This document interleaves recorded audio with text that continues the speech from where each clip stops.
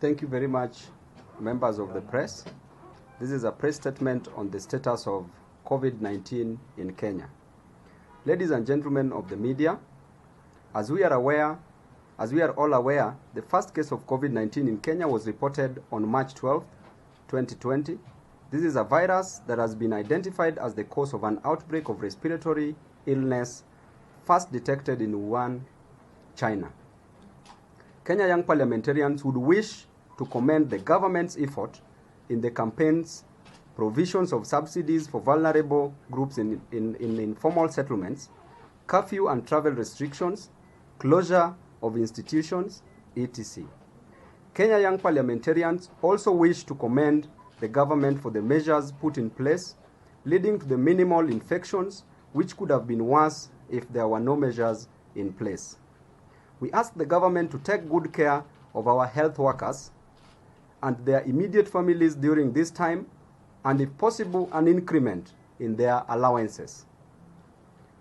In the same breath, Kenya young parliamentarians would like to condemn the mistreatment of Kenyans in China, the police brutality while enforcing curfews and subjecting innocent Kenyans to unnecessary harassment and subsequently forcing them to expensive quarantine facilities.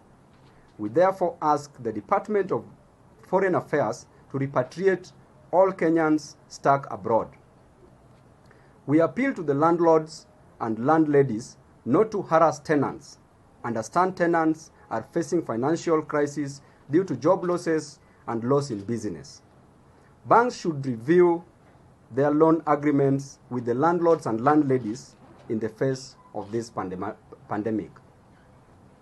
I have information that Kenya Power's disconnected electricity in Tasia and other areas in Nairobi against the President's directive. We demand that Kenya Power reconnects power immediately.